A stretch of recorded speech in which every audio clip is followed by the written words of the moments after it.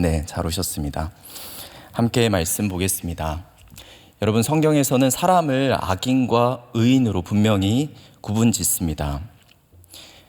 성경은 악인에게는 심판 이후에 형벌이 있고 의인에게는 심판 이후에 영원한 생명이 주어진다고 합니다. 그렇다면 이를 구분짓는 기준은 무엇일까요? 우리가 분명히 기억해야 할 것은 사람과 사람과의 관계성이 그 기준이 될 수 없다는 것입니다. 예를 들어서 나와 관계가 좋고 나에게 어떠한 불편함을 주지 않고 그리고 또 그 사람이 착해요. 그렇다고 해서 성경은 그를 의인이라고 하지 않습니다. 또한 반대로 나와 관계가 매우 좋지 않습니다. 그래서 같이 있는 것이 꺼려지고 불편한 사람이 있을 거예요. 그리고 자신을 공격했던 어떤 사람일 수도 있습니다. 심지어는 성격이 괴팍해요. 그런데 성경은 그 사람을 악인이라고 보고 규정짓지 않습니다.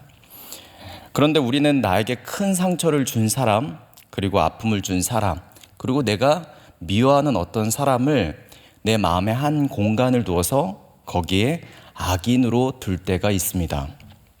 예전에 제가 대학생 때 국내로 선교여행을 간 적이 있습니다. 천안 쪽이었는데요.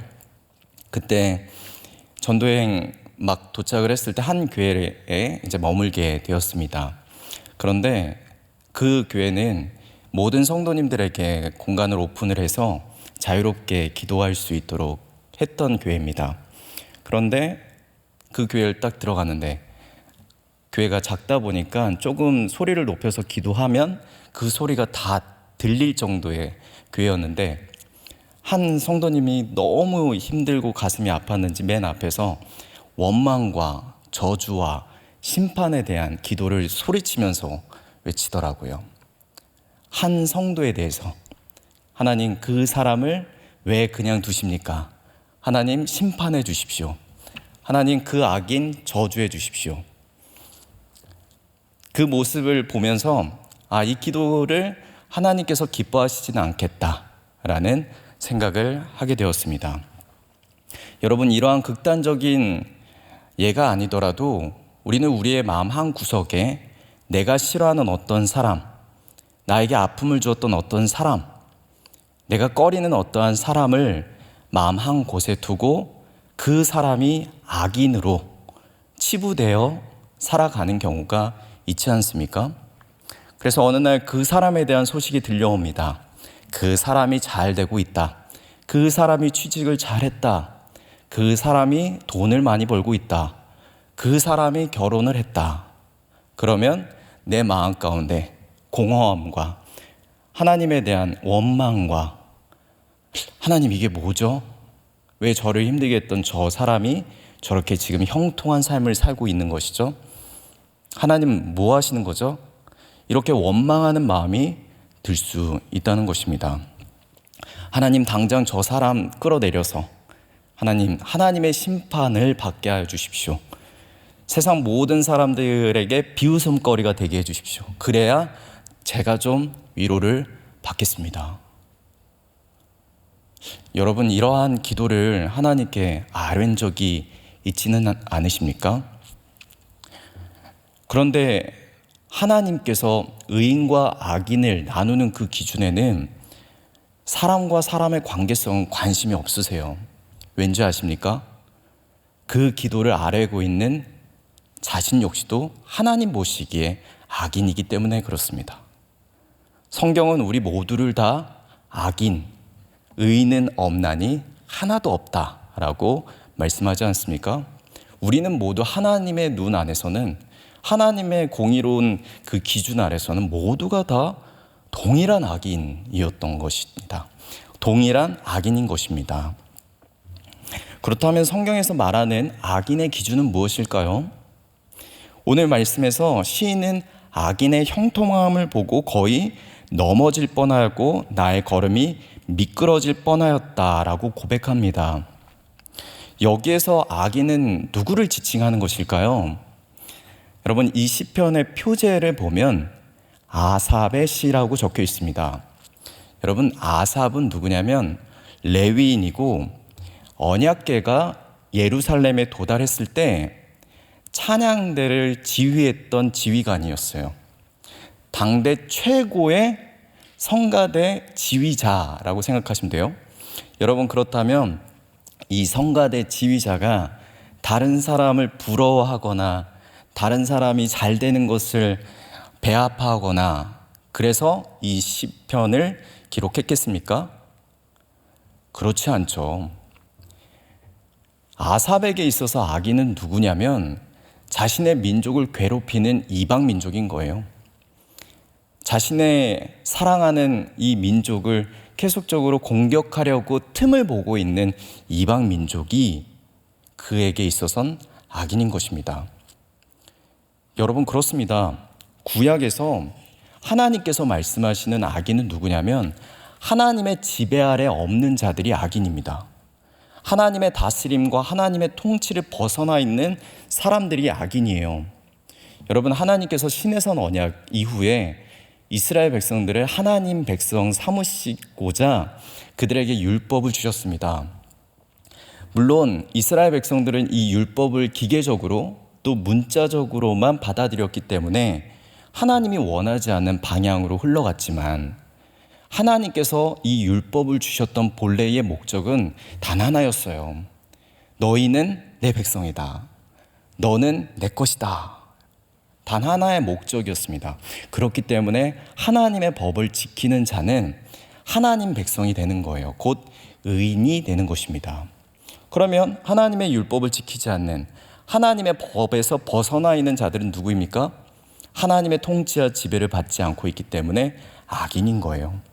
구약은 철저히 하나님의 지배 아래에 있느냐, 하나님의 다스림 안에 있느냐, 하나님 통치 아래 있느냐, 즉 하나님을 왕으로 모시고 있느냐, 여기에 따라서 의인이냐 악인이냐 이렇게 구분지었다는 말씀입니다.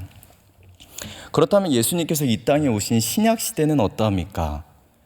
예수님께서 이 땅에 오신 이후에 의인과 악인을 구분짓는 그 기준은 무엇입니까? 여러분, 하나님께서는 예수님을 이 땅에 우리를 위해 보내주셨어요. 왜요? 우리를 구원하시고자 하는 것이 하나님 아버지의 뜻이기 때문에 그렇습니다. 그러면 하나님께서는 우리를 구원코자 예수 그리스도를 이 땅에 보내주셔서 결국에는 하나님 백성 되게 하신 거예요. 자, 그렇다면 구약의 말씀 기억했을 때 하나님의 백성이 되기 위해서는 하나님의 율법을 지키고 하나님의 지배 아래 있어야 된다고 했잖아요. 예수님은 결국 율법의 마침, 율법의 완성되시기 때문에 우리가 예수님을 믿고 그 안에 있다면 우리는 예수님께서 지키신 모든 율법, 예수님께서 행하신 모든 행위의 의가 나의 의가 되기 때문에 우리가 예수님으로 인해 하나님의 지배 아래 있는 것입니다. 하나님의 통치 아래 있는 것이에요. 여러분, 우리가 지금 예수 그리스도로 인해서 의인이 완벽히 된 것은 아닙니다. 어떻게 된 것이냐면 예수님으로 인해서 의롭다 여겨진 것이에요. 의롭다 칭함을 받은 것입니다. 그것이 곧 칭의입니다.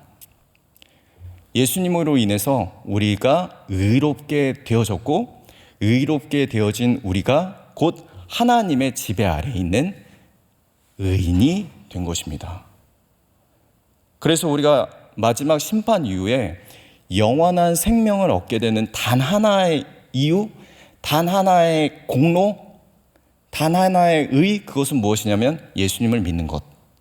그거밖에는 없는 거예요. 우리가 하나님 그리스도의 심판 때 이후에 하나님과 영원히 함께 할 수 있는 유일한 근거, 그것은 예수님을 믿는 것입니다. 기억해야 할 것은 있습니다. 무엇이냐면 악인과 의인의 중간지대는 없다는 거예요. 악인과 의인 중간에 어떠한 지점은 없어요. 악인 혹은 의인입니다. 악인에게는 무엇이 있다고요? 그리스도의 심판 이후에 영원한 하나님의 형벌이 있고, 의인에게는 무엇이 있다고요? 그리스도의 심판 이후에 영원한 하나님의 생명, 하나님의 나라가 소유되는 것입니다. 그런데 이 땅에서 하나님의 통치를 거부하고 그리스도를 믿지 않아요. 오히려 그리스도를 배척해요. 그런데 그러한 사람들이 잘 살고 형통한 삶을 사는 것 같고 돈을 잘 버는 것 같고 어떤 사회적 위치에 있는 것 같고 그런 사람들을 보면 성도로서 열심히 교회 생활을 하고 봉사를 하고 정말 하나님을 사랑하는 마음으로 살았던 신실한 독실한 그리스도인들조차도 시험에 들 수 있다는 겁니다. 아삽이 그러했던 것처럼. 그런데 왜 그렇습니까? 우리가 1절 말씀을 간과하면 안 돼요. 1절 말씀에 아삽은 하나님을 어떻게 믿고 있냐면 하나님은 마음이 정결한 자에게 선을 베푸시는 분이다. 그게 곧 아삽이 믿는 하나님인 거예요. 하나님은 선하시고 마음이 정결한 자에게 그 선을 베푸시는 분이기 때문에 아삽에게는 이해가 되지 않는 겁니다. 여러분, 우리도 마찬가지잖아요. 왜 하나님은 예수님을 배척하고 예수님을 믿지 않는 걸 떠나서 예수님을 정죄하고 그리스도를 믿는 자를 핍박하는데 왜 하나님은 저 자를 그대로 두는 것일까? 왜 저 사람은 형통해 보일까? 이런 의구심이 들 때가 있다는 겁니다. 그래서 기자는 이런 고백을 해요. 3절 말씀에 이는 내가 악인의 형통함을 보고 오만한 자를 질투하였음이로다. 무엇이 들어왔어요? 질투심이 들어온 거예요. 하나님의 지배 아래 없는 자들의 형통함을 보고 마음속에 질투심이 생겼어요. 안타깝지 않습니까? 그런데 우리의 모습도 이와 비슷할 때 있잖아요. 나도 좀 저렇게 좀 되고 싶다. 이런 질투심 생길 수 있잖아요. 그런데 우리가 기억해야 될 것 한 가지 있습니다. 그것은 무엇이냐면 그렇게 매력적으로 보이는 그런 사람, 그리스도를 믿지 않지만 세상의 어떤 부귀와 영화, 사회적 위치를 누리고 있는 사람들을 우리는 부러워하지만 하나님은 그를 어떻게 보느냐가 중요합니다. 하나님은 그를 어떻게 보냐면 악인으로 보신다는 겁니다. 겉으로는 그렇게 보이지 않아도 그들 안에는 내면 가득히 무엇이 잠재되어 있냐면 바로 교만함입니다. 우리가 6절 말씀에 보면 그러므로 교만이 그들의 목걸이요 강포가 그들의 옷이며 라고 했습니다. 지금 악인이 가지고 있는 것이 무엇이냐면 교만이에요. 교만으로 가득해요. 사치스러운 목걸이가 무엇이에요? 교만이에요. 다른 사람들에게 자랑하고 떵떵거리고 있는 것이 무엇이냐면 그들의 교만이라고요. 교만으로 옷을 입었어요. 얼마나 교만하면. 그런데 우리가 봤을 때 저 사람 전혀 교만하지 않은데?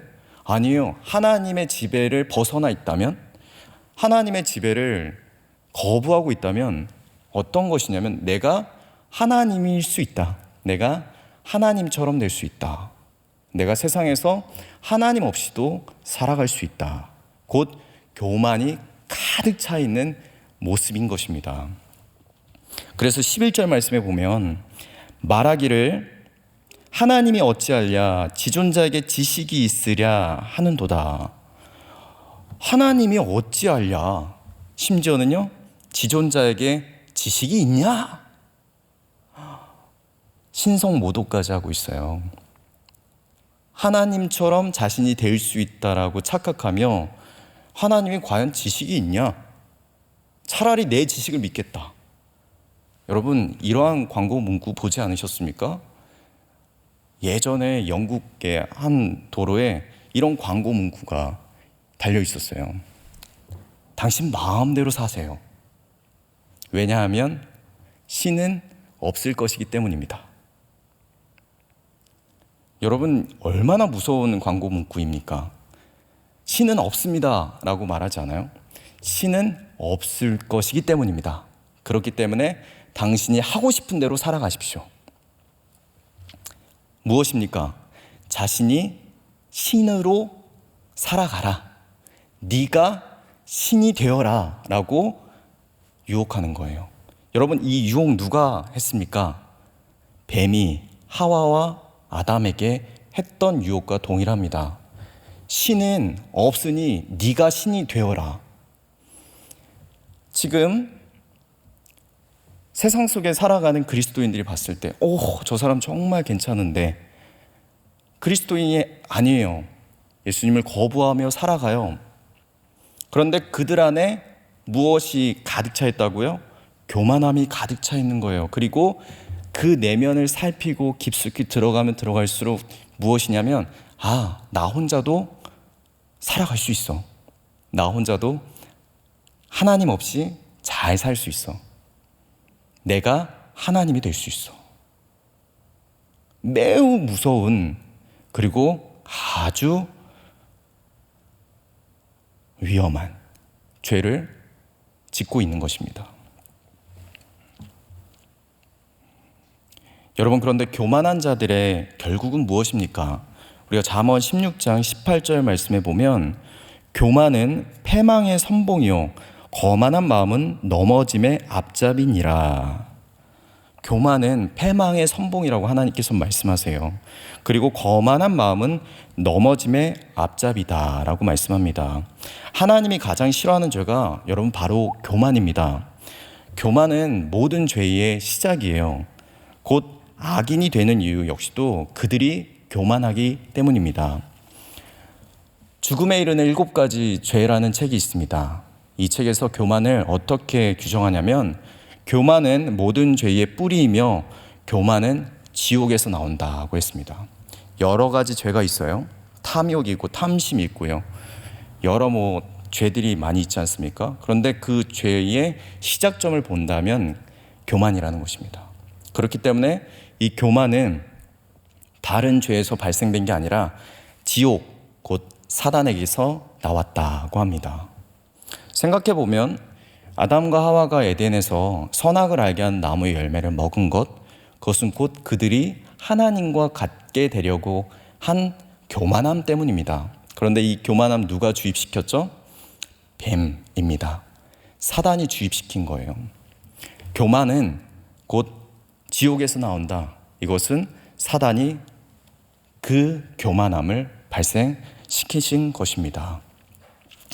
그렇다면 왜 하나님은 교만한 그들의 성공과 형통에 대해서 그대로 두시는 것일까요? 오늘 말씀에 이제 본론에 들어가는 것인데요. 왜 하나님께서는 그들의 형통, 그들의 성공을 그대로 두시는 것일까요? 첫 번째 이유입니다. 그것은 하나님 보시기에 형통함이 아니기 때문입니다. 죄된 인간의 눈으로 봤을 때 성공과 형통의 기준은 무엇입니까? 여러분, 간단해요. 돈이에요. 돈이 많으면 성공한 것이고 형통한 삶을 사는 것입니다. 세상에서 형통함의 기준은 돈에 있습니다. 그러나 여러분, 인간의 노력으로 인해 아무리 열심히 돈을 벌고 돈을 많이 모은다 하더라도 죽음의 문제를 해결할 수 있습니까? 없습니다. 또요, 행복의 문제를 해결할 수 있습니까? 아니요, 근본적인 해결은 되지 않습니다. 인간이 만든 그리스 로마 신화에 보면은 시지프 신화가 나옵니다. 여기에서 시지프가 받은 벌은 무거운 바위를 계속 산 위로 올리는 벌을 받았어요. 그런데 아주 노력을 해서 이렇게 산 꼭대기에 올려놔도 이 바위는 거기에 머물지 않고 다시 아래로 떨어졌습니다. 그리고 계속 그거를 올리는 벌을 영원히 받는 자가 바로 시지프입니다. 그래서 알베르 카미는 그의 책 시지프 신화에서 이렇게 얘기했어요. 산 꼭대기를 향한 투쟁만으로도 인간의 마음을 채우기에 충분하다. 우리는 시지프가 행복하다고 상상하여야 한다. 계속 그렇게 바위를 산 아래에서 산 꼭대기로 올려가는 그 노력을 하는 그 투쟁만으로도 행복하다고 우리는 상상해야 한다고 말하는 거예요. 여러분, 마치 우리 시대와 너무 같지 않습니까? 돈을 아무리 벌려고 노력을 해요. 하지만 근본적인 문제 해결은 되지 않아요. 결국 그 돈이라는 그 바위는 다시 땅 아래로 떨어져요. 근데 우리는 뭐 합니까? 다시 그거 올리려고 노력하잖아요. 아둥바둥 살아가면서 다시 올리잖아요. 근데 또 떨어져요. 결국에 정상에 올릴 수 없어요. 왜냐하면 우리는 다 70, 80 넘으면 많게는 100살 이후에 죽잖아요. 그 돈을 쥐고 죽나요? 다 산 아래로 떨어뜨리고 죽잖아요. 내게 아니잖아요.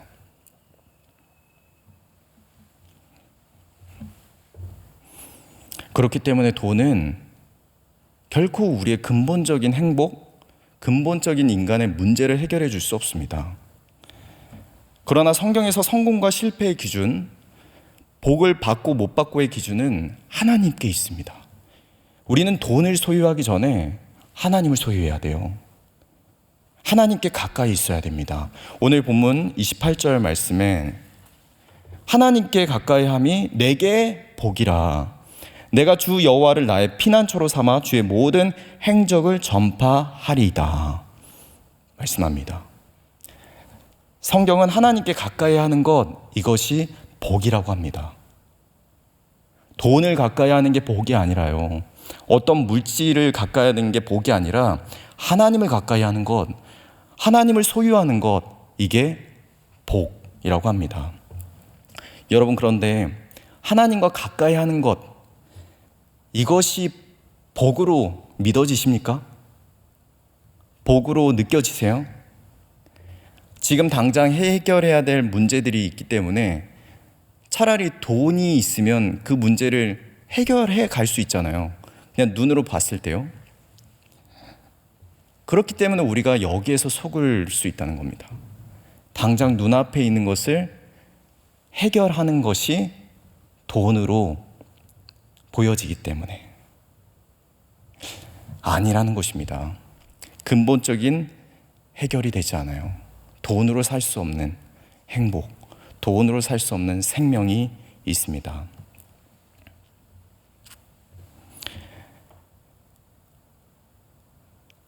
사람이 사람에게 절대적인 행복을 가져다 주는 것은 결코 돈일 수 없습니다.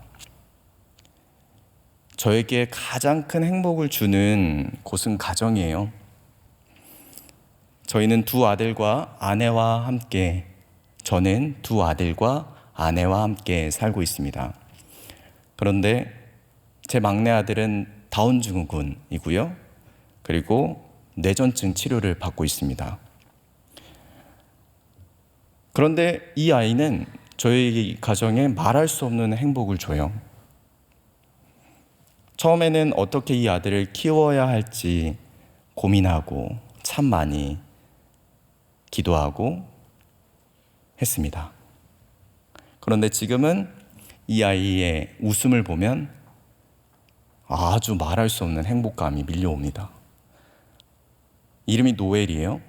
그런데 이 노엘이의 얼굴에 제 얼굴을 양쪽으로 왔다 갔다 해주면서 이렇게 뽀뽀를 하면 아이가 쌩긋 웃습니다.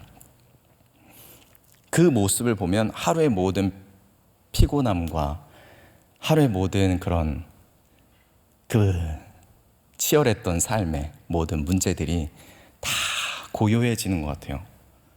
너무 행복해요.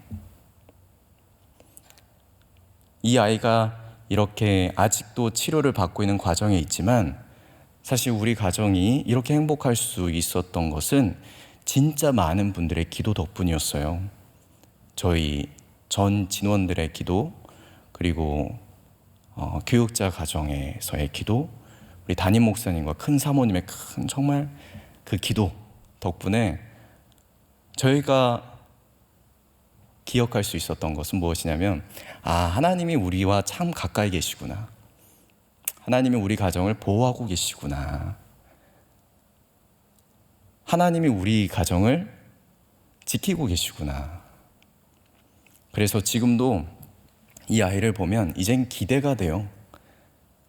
이 아이가 아직도 치료를 받는 과정에 있지만 이 아이가 걸을 것을, 말할 것을, 그리고 이 아이가 뛸 것을 기대합니다. 그렇기 때문에 하나님께서 이 아이를 통해서 우리 가정에게 하나님이 우리와 함께하고 계시다. 내가 너와 가까이 있다. 진정한 복을 주겠다. 라고 말씀하시는 것 같아서 너무 감사합니다. 여러분, 이 행복을 돈으로 살 수 있었을까요? 절대 없어요. 절대 없어요. 돈은 이 레벨이 달라요. 레벨이 다르다고 하잖아요. 차원이 달라요. 하나님이 주시는 행복과 복은 이 만몬의 영에서 깃들여져 있는 돈이라면 거기서 받는 위로와 어떠한 절대 비교할 수 없습니다. 말로 표현할 수도 없네요. 절대 비교할 수 없어요. 그렇기 때문에 여러분, 돈을 여러분들의 삶의 형통의 기준에 두지 않으시길 바랍니다. 세상에서 말하는 비진리와 가치들이 있어요. 돈이 많으면 성공한 거다. 돈이 많으면 형통한 거다. 여러분, 이거 다 거짓말이에요. 여기에 속지 마시기 바라요. 이 세상에서 말하는 비진리와 거짓말에 그리스도인들은 휩쓸려서 안 됩니다. 우리의 기준은 어디에 있어야 됩니까? 말씀에 있어야 됩니다. 예수님께서 어떻게 살아가셨는지 예수님이 곧 우리의 삶의 나침반이 되어야 됩니다. 그리고 두 번째입니다. 그들도 하나님의 사랑을 깨달아 그리스도로 구원받게 하기 위해서입니다. 여러분, 그들 역시도 아직 악인의 자리 가운데 머물러 있는 그들 역시도 하나님은 당신의 사랑을 깨달아 하나님의 자녀 되길 원하고 계세요. 그렇기 때문에 우리가 선교를 하는 것이기도 합니다. 하나님은 심판을 유보하시고 그리스도를 깨달아 알게 하시고 우리로 하여금 그들이 돌아오게 하기 원하세요.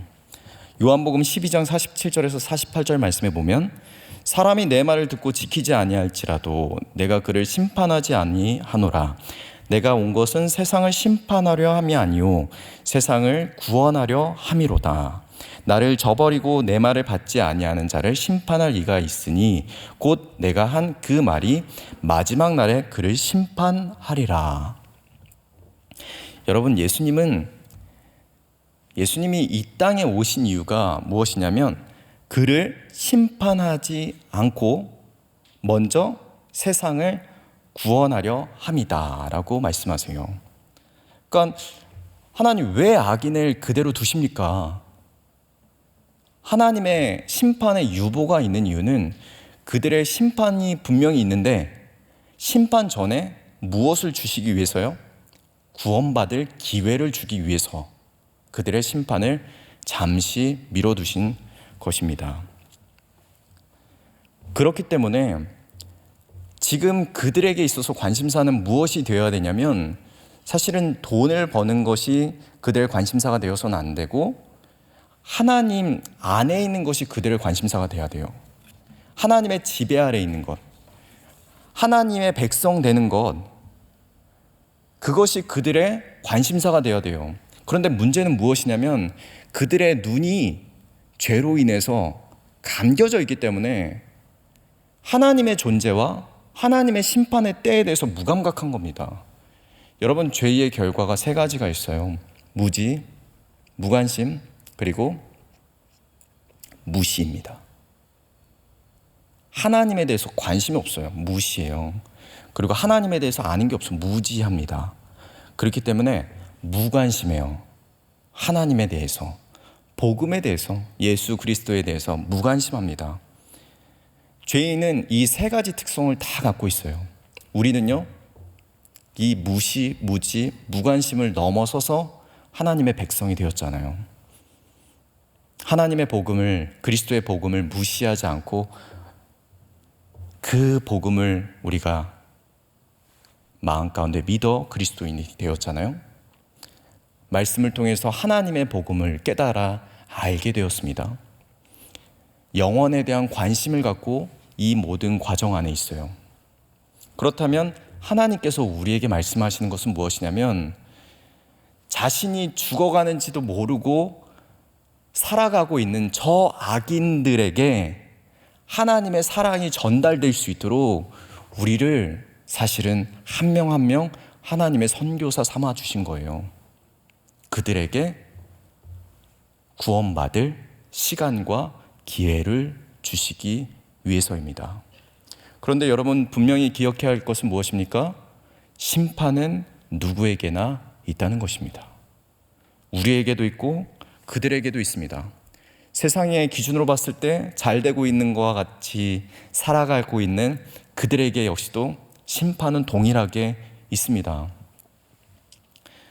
여러분, 돼지나 닭이 판매될 때는요, 살을 찌운다고 해요.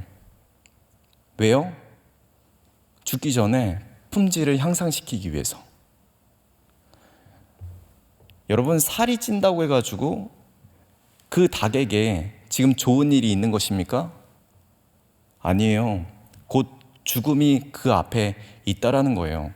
살 찌워지고 있는데 그냥 마냥 좋아요. 나 오늘 사료 많이 주네. 우리 주인은 사료 많이 주네. 좋다, 좋다. 여기에 속으면 안 되는 거예요. 누가요? 악인들이요. 우리도 마찬가지예요. 오늘 담임 목사님께서 그 말씀하셨잖아요. 너무 잘 된다고 해도 그것이 과연 하나님의 뜻에 있는지 확인해 봐라. 여러분, 우리가 막 살찌고 뭔가 잘 먹고 좋은데, 그때일수록 마지막이 가까이 온 거 아닌가, 우리는 주의해야 되는 것입니다. 우리가 잘 아는 예화 있잖아요. 개구리 어떻게 물에 빠져 죽일 수 있습니까? 개구리는 물에 빠져 죽지 않죠.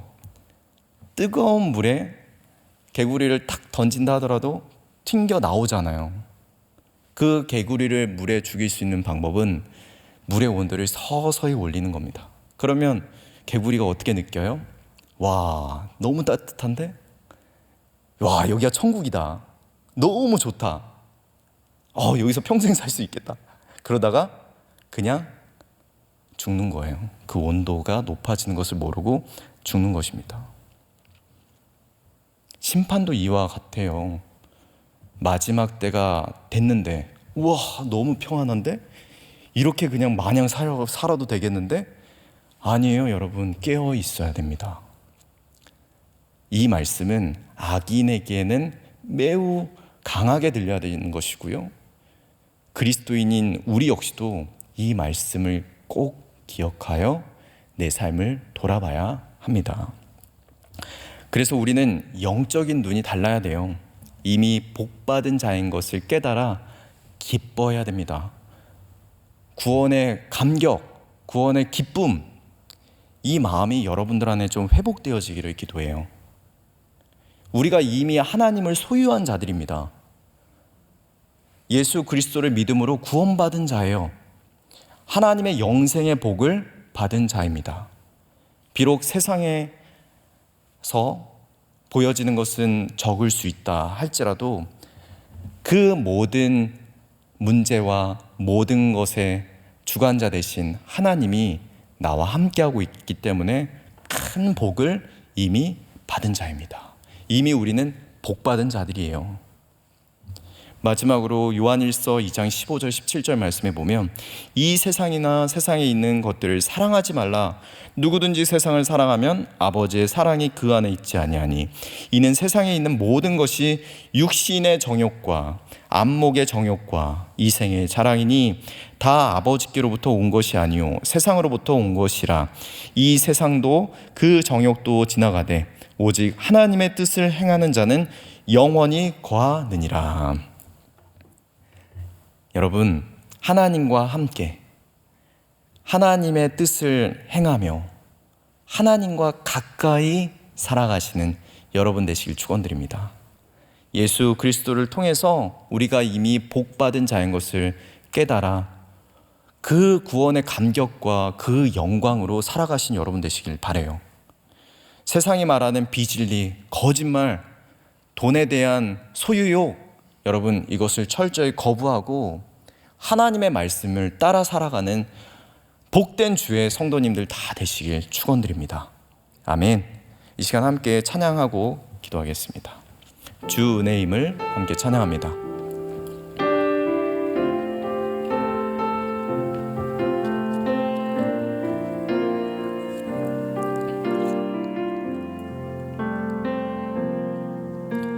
주 나의 모습 보네 상한 나의 맘 보시네 주 나의 눈물 안에 홀로 울던 맘 아시네 주 나의 모습 보네 주 나의 모습 보네 상한 나의 맘 보시네 주 나의 눈물 안에 홀로 울던 맘 아시네 세상 소망 다 사라져가도 주의 사랑은 끝이 없으니 살아가는 이 모든 순간이 주의 힘을 나는 믿네 주 사랑 내게 있네 사랑 내게 있네 그 사랑이 날 채우네 주네 내게 있네 주네 내게 있네 그대로 날 세우네 세상 소망 세상 소망 다 사라져가도 주의 사랑은 끝이 없으니 살아가는 이 모든 순간이 주의 힘을 나는 믿네 세상 소망 세상 소망 다 사라져가도 주의 사랑은 끝이 없으니 살아가는 이 모든 순간이 주의 힘을 자 우리 한 번 더 세상 소망 다 사라져가도 세상 소망 다 사라져가도 주의 사랑은 끝이 없으니 살아가는 이 모든 순간이 주의 힘을 나는 믿네 사랑하는 여러분 이 시간에 우리 함께 간절히 기도하겠습니다. 먼저는 정말 하나님이 우리와 함께하고 계시고 우리와 가까이 있는 것이 복임을 우리가 깨달아 알게 하여 주시옵소서. 세상이 말하는 비진리와 가치에 내가 함몰되어 살아가는 것이 아니라 그것이 죽음의 길인 것도 모르고 죽어가는 것이 아니라 하나님의 말씀 앞에 거하게 하여 주시옵소서. 하나님을 사랑하는 자로 그리스도를 통해 구원받은 자임을 기억하며 그 복된 자녀로서의 삶을 살아가게 하여 주시옵소서. 하나님을 가까이 하는 삶을 살게 하여 주시옵소서. 언제나 하나님 내 안에 오셔서 나를 다스려 주시고 지배하여 주시고 통치하여 주셔서 이미 하나님 복받은 자임을 기억하며 기쁨과 은혜와 감격의 삶을 살게 하여 주시옵소서. 다른 사람을 부러워하고 다른 사람과 비교하며 살아가는 것이 아니라 참된 자유와 기쁨과 행복을 이미 소유한 자인 것을 깨달아 알게 하여 주시옵소서. 우리가 이 마음을 가지고 주여 한번 외치고 기도하겠습니다. 주여, 하나님 아버지, 그렇습니다. 이미 하나님께서 우리에게 주신 크고 큰 은혜가 있는데도 하나님, 우리가 세상에 하나님 방식대로, 세상의 기준대로 살아가려 하지 않았습니까? 하나님, 그러한 우리의 모습을 회개합니다. 하나님, 그러한 우리의 모습들을 주님 회개합니다. 또한 지금도 세상에 악인으로 살아가고 있는 하나님 그 많은 하나님의 지배를 벗어나 있는 자들이 있습니다. 하나님, 그들에게 아버지 우리가 다가가 하나님 그리스도의 소식을 전하는 그리스도의 편지가 될 수 있게 하여 주시옵소서. 하나님의 사랑과 하나님의 은혜를 전달하는 선교사의 사명을 감당케 하여 주시옵소서. 하나님 아버지, 우리에게 주님의 은혜를 부어 주시옵소서. 말로 다 형언할 수 없는 하나님의 복과 은혜를 받은 자임을 기억하게 하여 주시옵소서.